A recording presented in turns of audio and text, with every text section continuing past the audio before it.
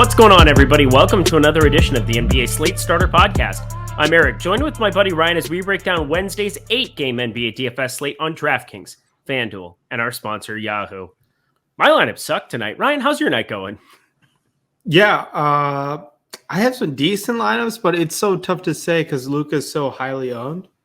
I'm in a position where if Luka were to roll his ankle, I'll be okay, content.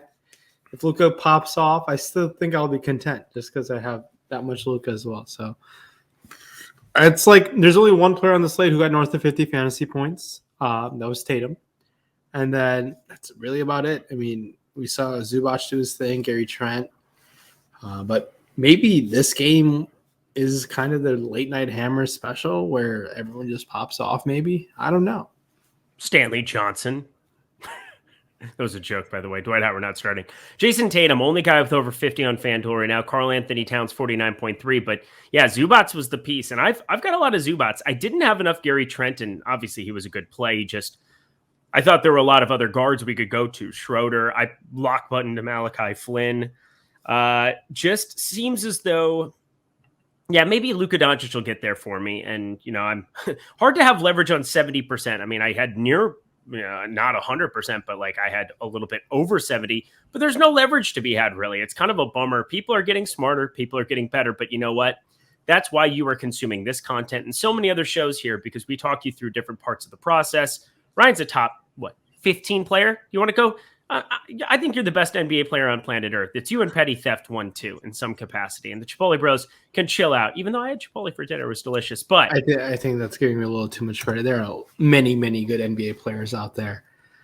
But Ryan's the best, though. Here's the thing. Ryan's playing 48 different sites, including our sponsor, Yahoo. He's taking advantage of different pricings. He's keen to news constantly. He makes really smart decisions. I mean, the second highest owned player yesterday, Trey Lyles. I'm just saying, you can see these things in Lineup Rewind and go back and look at my friends' lineups over there if you have the Fantasy Cruncher add-on. I really do strongly suggest him, Petty Theft, who I know that Neil Orfield just did a great video with as well. He's doing the High Stakes series, 3 episodes of that in the books. Check out that. Bro, another fantastic NBA player who's had come alive in the last month and a half, that's for sure. These are the things you want to be checking out and seeing their processes. And Ryan, obviously, we get a chance to talk to every night. Why don't you guys start firing questions in the comment section? I always think that that's fun because there's things you want us to incorporate in the shows that's beyond just the pricing. We try to talk at the front end how our lineups are doing, what we got right, what we got wrong, how things develop throughout the day, because there's so much that changes between when you consume this show and when lock comes up the next day. So we want to be as helpful as possible. Let us know those things. But Ryan, just kind of this slate specifically, what do you feel like in the grand scheme of things? What do you think the key was that like a good player compared to a bad player made the decision to do regardless of the outcome? Say that again. So Dennis Schroeder is a guy that exists on the slate. Yeah. I'm not saying like we don't want to be always results based. Like the goal is to win money. We are here trying to build results, but you do that through process. What do you think the biggest decision point you had on this slate today was? It was the LaMarcus Aldridge situation. Okay. I was pretty high on him. He started off great, but he was fine. I mean, he did really well for his projection. No, I was in between to go like, how heavy would I get there? I got there pretty heavy across the board, but it led to a point where I was just spending down a lot of places where I didn't really need to spend up much. There wasn't many expensive guys on the slate, so that's why I just led to naturally a lot of Luka. But me going to Aldridge, missed out on Cat, but Cat was fine. So it was a very strange slate where there weren't many super ceiling performances, honestly, based off people's projection. Maybe they were within about 15, 20% of the projection at times. I'm not sure. But it had to have been Aldridge to get him in there. Obviously, the Anthony Edwards situation was pretty key to get in some Minnesota guys, but none of the Minnesota guys were great outside of Malik Beasley, honestly, for his price tag, which I got to some of him, but it really didn't matter because I didn't have – if you have the combination of Tatum, Zubac, Trent, and Malachi and Jeremy Grant, I think you're winning a lot of money right now. Yeah, and then Malachi just kind of a Yeah, he was a free square. free I square. mean, You played yeah. 100%. That was the other part that I wanted to add. It's like 100% Malachi Flynn. You know what that does for you? It passes a third of the field before the slate even begins. And Ryan's taught me over the years, and actually over the months, I would say it's something that it's even newer for me, where it's like Malachi Flynn shows up, just play 100%. That's a new part of my process that I didn't always have. I do try to be aggressive on and taking strong stance on players, but 100%, I'd be like, oh, well, I'll be around the no, just play 100% of Malachi Flynn in this spot. But hit that like button, subscribe button, notification bell. Thought I'd just go for a little bit of a different opening. Thought I'd ask some questions, and I think that that's always a good thing to be inquisitive in the world. Ryan, we have an 8-gamer to get to here, though, my friend. Let's go back to what we do best, and that is going through some pricing. You ready to get going, my lovely Push and P dude? Let's do it. I called you dude, and I apologize. And That's then you right. didn't say, there it is. Found it. James Harden, 11-2. It's almost like he's just fine and going to fit in well. It's a slow-paced Knicks matchup, but they just got done murdering them in Madison Square. Oh, not really murdered them because they ran away there at the end of that game. It was closer than the 14-point finishing spread would imply. But second game here with Philly, triple-double. Daryl Morey loves this man, and it's pretty easy to see why. He's very good at basketball. And home awakening. Philly is going to be rocking tomorrow. It is going to be fun to watch. I hate Philadelphia as a city, but either way, going to be really fun to watch. I think we're all going to want to see that. Shea, up to 10K here. Shea Gilgeous-Alexander, SGA. Back-to-back 60 spots in the absence of Josh Giddey, who's going to continue to be out.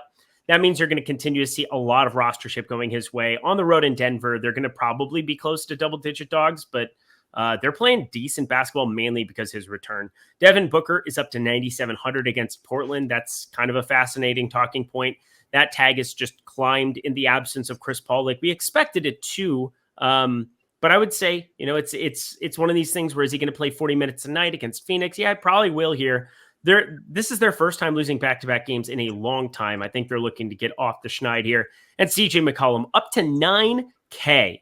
I will say, the Pelicans looked as good as you can possibly look against the Lakers, but is 9K CJ McCollum something that you're willing to pay the freight for tomorrow, Ryan, on DraftKings? Yeah. I've been pretty bullish on CJ McCollum for some time since the Pelicans. You've crushed that, by the way. I've been always saying if CJ McCollum was his own team, it wouldn't be that shocking if he makes that massive jump in terms of scoring output. And he is very, very talented offensive player. He could.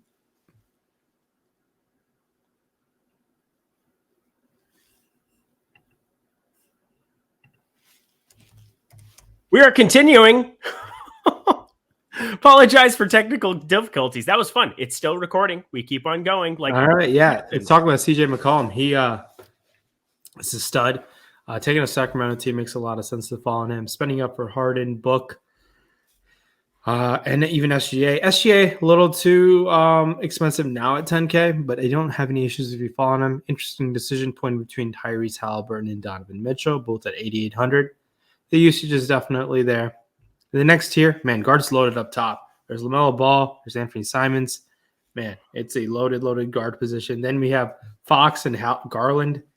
Then there's also Chris Middleton and Brandon Ingram. All of these guys have tournament winning upside in their respective matchups outside of maybe Middleton in the tough Miami spot, but Middleton was really, really good in that playoff series at times. So these guys are all, it's pretty loaded to spend up top. Now, looking at the bottom tier, bottom over there on DraftKings, Gabe Vincent is $4,200, but he's all right. Alec Burks in and out of the doghouse, $5,300. Emmanuel Quickley is priced up himself. Jalen Suggs, $5,600 was solid. We'll see the situation with Justice Winslow. We saw Keon Johnson start last time. He's $3,100. He's all right. Opportunity cost is you're missing out on a ton of great spend-up options. Devontae Graham showed the ability to come off the bench and was pretty good last game. So it's a tough position to spend down on, as the mid-tier and the upper tier are absolutely loaded. Agreed. And Keon Johnson, he's 3,100. He's a rookie, right? Coming to the Clippers. Out of Tennessee. Yeah. That's right. And so there's room for improvement. And this will be the first time that he's ever really getting a lot of run here. He never really got any shot. The most minutes he played in any Clippers game, I believe, was 17. He had 2 times where he played 17 minutes in a game.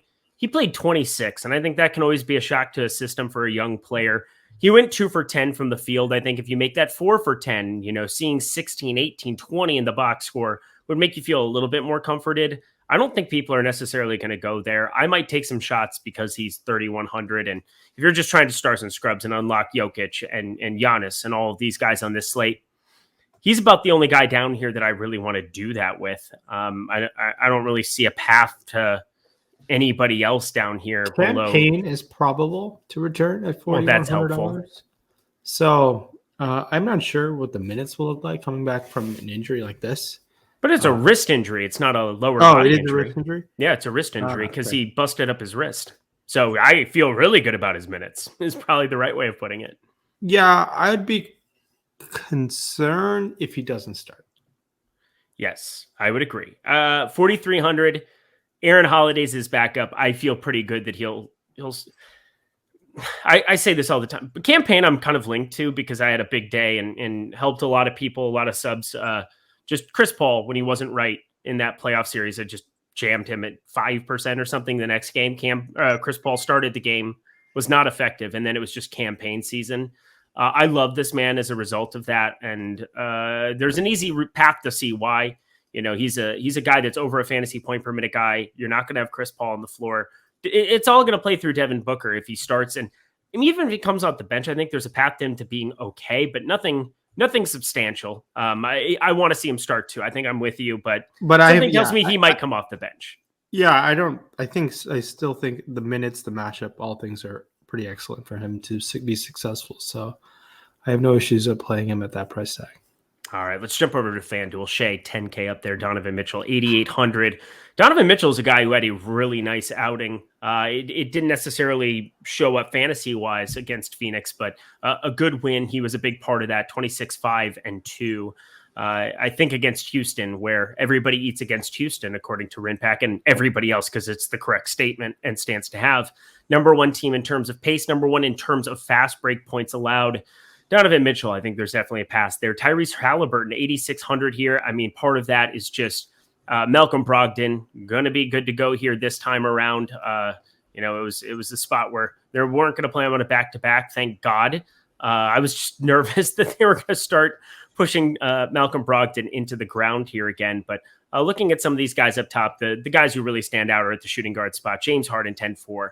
You got Devin Booker, 9,600. And CJ McCollum, shooting guard only, 8,800, but is that still, if you like him at 9K on DraftKings, you're going to love him at 8,800 on FanDuel, right, Ryan? Yeah, I'm all about the CJ McCollum train, as I am the Mitchell's matchup here against Houston. Guards loaded, 10-4 Harden looks great. So does a $9,600 Booker in this Portland spot. Tyrese Halliburton's 8,600. And you got to have interest there. Anthony Simons is very, very cheap at $6,700. So that is a pricing mistake on FanDuel. Guards loaded here yet again. No real reason to spend down, in my opinion. I think Josh Hart at 6K is fine, as is a $5,700 Cole Anthony. Keep an eye in the situation. I know Markelle Fultz is in the picture, but I think Anthony's minutes don't get as hurt as once expected. Darius Garland returned, so the Brandon Goodwin experience should be over. I think Garland is questionable tomorrow, so yep. That's one thing to keep an eye on over there. It's a Orlando Indy matchup, decent fantasy environment for both teams. Both kind of suck. Both really suck in terms of defense and just overall teams. But Franz Wagner is also 5,400 if you want to take some chances at a mid-tier option over there on FanDuel.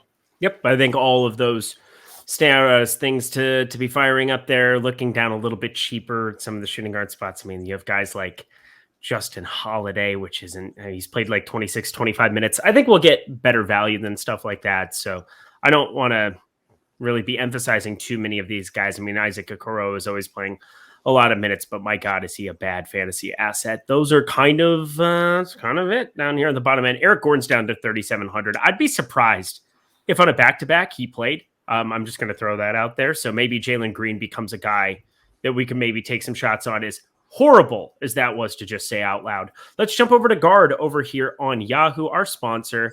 Top end James Harden, $50. That's probably too cheap, which is weird to say. Devin Booker, 45. Shea, 41, though. That's a point guard you want to be rostering.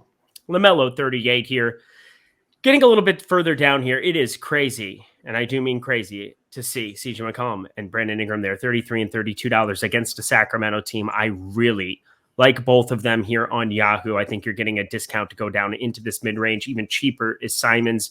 FanDuel, definitely, I think, a spot to priority spend on him there. Gabe Vincent is still $13. He played 33 minutes here, sans Kyle Lowry. I think he's really the guy compared to the other sites that I want to get to a lot of him. What really stands out to you over on Yahoo, Ryan? Yeah, I mean, Yahoo's always done a pretty decent job with pricing. Spending up top for Harden makes a lot of sense at 50. No issues going to him. But when you can roster up to 3 of these guys on Yahoo with the multi-position eligibility, I don't mind McCollum at $32. He's probably one of my favorite options here. Makes a lot of sense to follow on him. Looking at some $10 guys. Markelle Fultz is $10. The minutes are there. Emmanuel Quickley is 11. Had a nice run there against Philly last time out. Cole Anthony's 24. He looks all right, as is Anthony Simons at 27. Not as loaded as a guard position as there is on other sites, but McCollum definitely sticks out at that price tag. You got to have a lot of interest in him, as he's cheaper than De'Aaron Fox here, so it makes a lot of sense to go to McCollum. Yep, agreed. Gabe Vincent, man, he's just cheap around the industry again. I mean, just going through it all around 4K on DraftKings, FanDuel, and then Yahoo 13. Going to be a guy to roster at the bottom end, automatic value there. But so many guys to spend up for at guard as well. Speaking of our sponsor, Yahoo, which we cover on this show, 1 free month of Awesemo Plus Platinum. When you sign up and deposit $10 or more, play in any paid contest, whether that's the quarter. They have a great 50-cent contest that you can put $150 into, just like the Minimax, but they're $600 up top, and it is soft. I'm telling you, you want to be playing in this contest right now if you are still capable of playing in that. The $1, any of these contests over on Yahoo, I'm telling you, they're the best in the industry to be firing up. And if you played a while ago and you were like, oh, the CSV doesn't work, the CSV is so much easier to use over on Yahoo now. You can do it per contest. It's very simple to do now.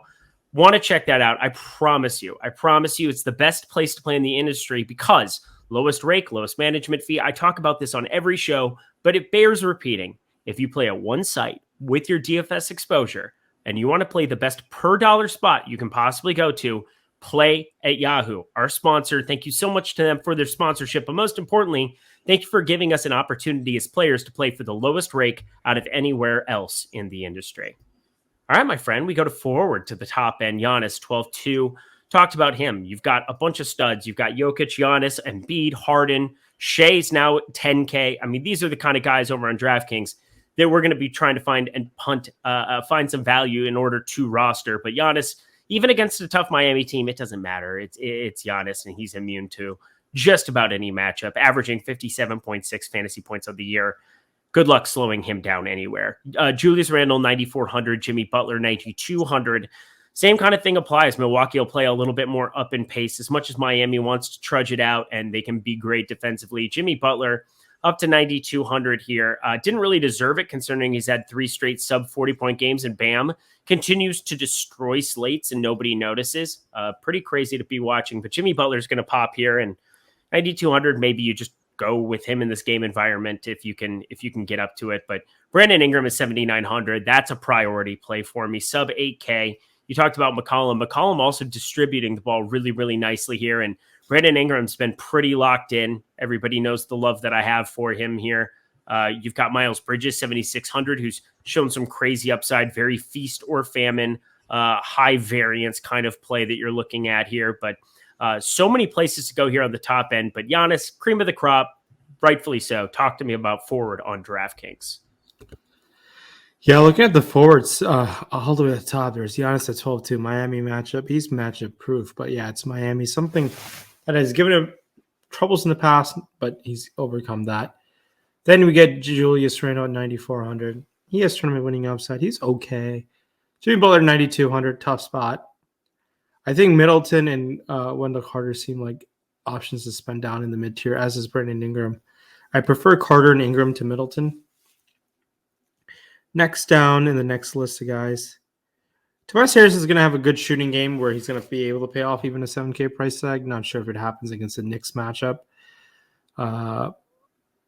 Aaron Gordon, 6K, OKC. Anyone can really get there against Oklahoma City, so I don't mind him, as does Mikal Bridges. Isaiah Jackson, I don't expect him to get 4 fouls in like 6 minutes like he did last game. He's in an Orlando spot. I like going to him. Troy Lyles, 3,300. If he starts again, you got to have interest against New Orleans, so he makes a lot of sense. We saw Alfred Sengun have a monster game today. He's one of those guys who can just get the right game script and pay off a $4,100 price tag, and why not against Utah? Yeah, nice to see the power forward eligibility back. Even today, I believe he was center only. I'm pretty sure, don't quote me on it, but I think he was. And now he gets that power forward eligibility back. Big deal to get that. 4,100. Oh my God. Jalen Brunson was just destroying the slate, and now he's going to the locker room here. We'll say booze raining down on the Lakers as they're down 21 at home to Dallas with 4 minutes left. Got some people at the game there just laughing their ass off. I just don't like the Lakers either. This is bad, but it's also really, really good because if you live in LA and you did not grow up a Laker fan, you just cannot stand this fan base. Any reaction to the Lakers and how horrendous they are, Ryan? No, they're just trash. Trash emoji, just garbage can emoji. Yeah, it's shout out to Hunter Dickinson who put up 33, 9, and 4 today. That means 4 blocks for Michigan as they beat Michigan State. But I don't know, man. Yes, they're old, as Charles Barkley said, a bunch of old geezers on this team. They just need to make it to the play-in game at this point. Make it to the play-in game with a healthy Anthony Davis. They can cause some noise, but the noise is going to be very limited if they can't figure this shit out. They might not even make it there. I don't know. It would be embarrassing if they don't make it there. It would be really bad if LeBron can at least carry this team to a play-in game. It would not be great. Again, if he had retired, nobody would have this conversation about whatever else. But now the haters are coming out with pitchforks, and it's interesting to watch. I will say that I've always liked LeBron, just do not like the Lakers, so it's kind of been enjoyable. Top end of forward over on FanDuel, Giannis 11-3, James Harden you can play at small forward. That's always nifty at 10-4. Talked about Bam Adebayo. You can play him at power forward over there on the old FanDuel.com, and that's useful. Against Milwaukee, not the best spot here, but God, this guy has been outrageous. And against Chicago, they ran them out of the gym, so I don't even look at that last game. Blowout is not likely here. Just not likely against Milwaukee. Excuse me. Domantas Sabonis is 9,600 here. He came off of a game where he burned a lot of people. This is just not going to be some foreign thing here. Trey Lyles, I would say would affect him a lot more than Mo Harkless out on the floor next to him. But the rebounds were still there, 16 of them. He's the centerpiece, the guy they traded for. So you can still take that shot against New Orleans. So that should be a fun game environment. Julius Randle, 9,300. We're looking at it. Power forward, that's pretty expensive against Philly. Not the best spot whatsoever, but going to be doing everything. Wendell Carter, 7,500. Evan Mobley and Jared Allen, both 7,200. That's kind of a fascinating thing where you pick them, pick which guy you prefer. But Miles Bridges, 7,100, and Chris Middleton, 7,300. These are fun things to be looking at here. Lots of mid-range options to be looking at the forward spot, but Josh Hart stands out above all of them. Only 6K for him. I know it's a Phoenix matchup, and Mikal Bridges is confirmed good at defense, but it's 6K for Josh Hart. Him and Simons, they're going to be pretty popular in a tough spot, I think, on FanDuel. Talk to me about forward on FanDuel. Yeah, you're going to have a ton of interest in those guys. Makes sense to fall on some of those Portland guys in that late night hammer. Looking at other guys at this spot, I mean, when you have the ability to spend up for Giannis, I mean, it makes a lot of sense to go there. As does James Harden. The savings off of Harden look very nice, so I have no issues if you want to do that.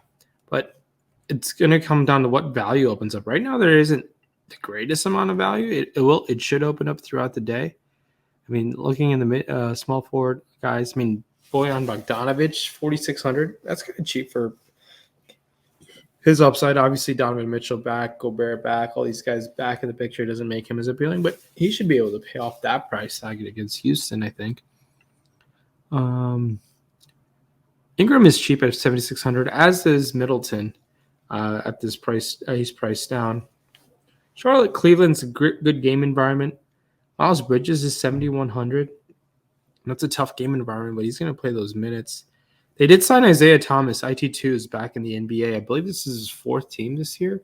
The Nuggets. No, I don't know if he went to the Nuggets. I know he was on the Lakers. I know he was on the Mavericks. Maybe this is his 3rd team of the season. But there's some decent small forward, power forward options that you can definitely consider on this slate. Let's see some power forward only guys. Domantas Sabonis, 9,600. Makes a lot of sense to pay up for him. He's been a stud against New Orleans. I think he should be able to play pretty well. I think you can fall on some Eubanks at 3,900. Trey Lyles is going to be very, very, very popular at 3,600. Makes a lot of sense to fall on him as well. All righty, heading to the forward spot over on Yahoo. Giannis 57, Jimmy Butler 38, Randall 38, Miles Bridges 31, Mobley 30, Middleton 30. Kind of expensive guys to be looking at here at the forward spot for the most part, but it gets to be, you find your value down here in this mid-range. I mean, Buddy Hield's 24 in this new situation against Orlando. As you said, Indiana playing up in pace. This could be an interesting spot to kind of be going to here. Lauri Markkanen, 19. Going even a little bit further down, we've got guys like Eric Gordon here at 13, Jalen Smith, 13, Jackson Hayes, $12. He's been starting here, and I think that's going to be a popular piece. Yahoo compared to other sites. Jackson Hayes, that would be the Yahoo play. What sticks out to you on Yahoo, Ryan? Yeah, looking at the Yahoo options at forward, I mean, if you can spend up and get in, Giannis, I know it's a tough spot. He'll be low on, but he's expensive at 5,700. I'll never fault anyone who play Giannis, but at that price tag, you got to shy away a tad bit. There's some nice spend down options here, guys like Trey Lyles and Jackson Hayes. Scoring across the board with the forward guys. I think if you fall on a Jalen Smith, yet again, $13. If he doesn't get ejected, I think he's well on his way on a good game. Jeremy Lamb is $10. A ton of spend down options here. Aaron Gordon's at $20. I like him at that price tag. Finally, a guy who's not priced at the min that sticks out to me. They've done a really good job with pricing. I think you can still roster Buddy Hield at $24 just because of the shot volume he's getting. But outside of that, everyone seems priced pretty appropriately, in my opinion. All right, we're going to round it out at the center spot on DraftKings. Jokic, 12-4 here. Embiid, 11-6. You got Sabonis there, center only now on DraftKings, 9,800. Pretty expensive, but there's definitely upside there in that game environment. Bam's 8,700.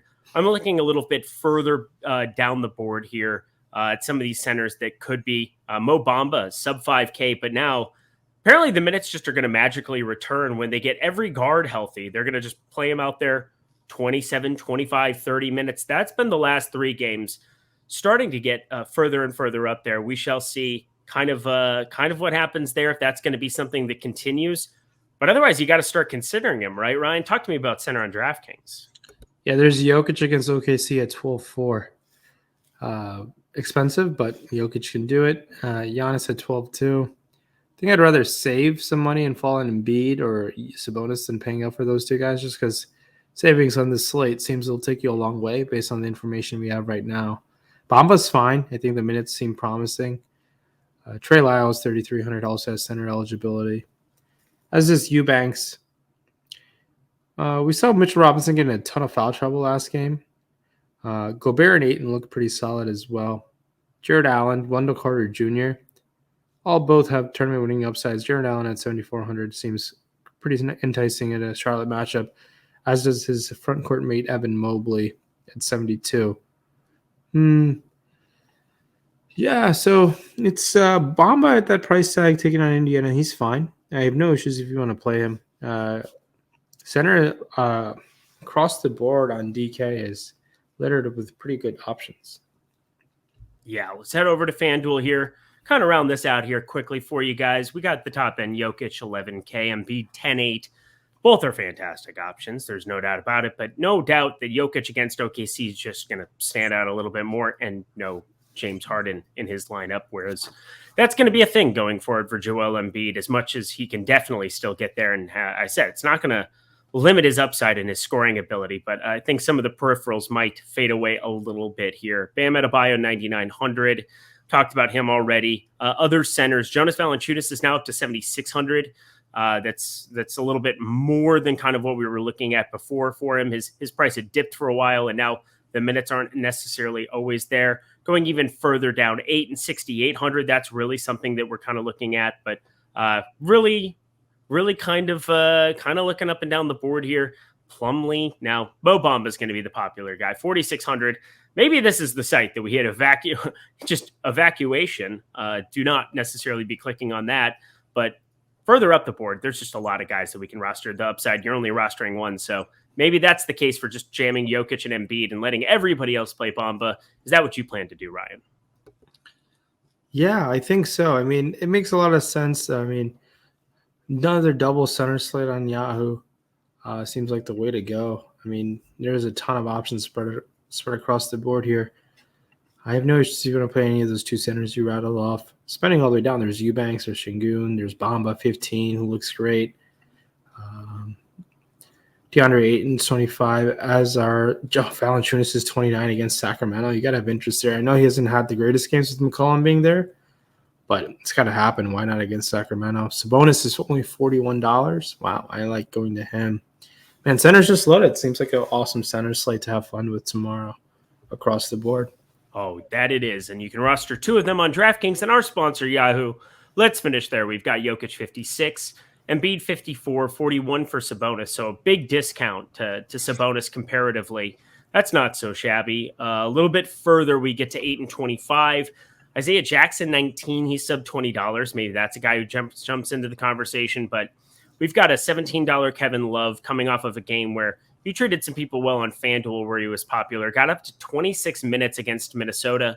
If that were to continue against Charlotte, second in pace in the NBA, that might be a spot to take some shots on if he's not popular. If he is, I'm probably gearing away. But Mo Bamba, $15. Şengün, $12. Lots of cheapies here, too. What sticks out to you to round it out on Yahoo, Ryan? Yeah, I actually jumped the gun there and jumped to Yahoo, but just touching on. I like how I didn't even go back to FanDuel. I got distracted. No, that's on me actually. But I think there's similar centers yet again. I mean, all these guys are priced appropriately not appropriately. A lot of cheap guys on FanDuel. You can spend up to Jokic. It's really going to come down to roster construction and value. Opportunity cost is Embiid and Jokic, $11K and 10.8, kind of a discounted price tag, and they have the ceiling to break it.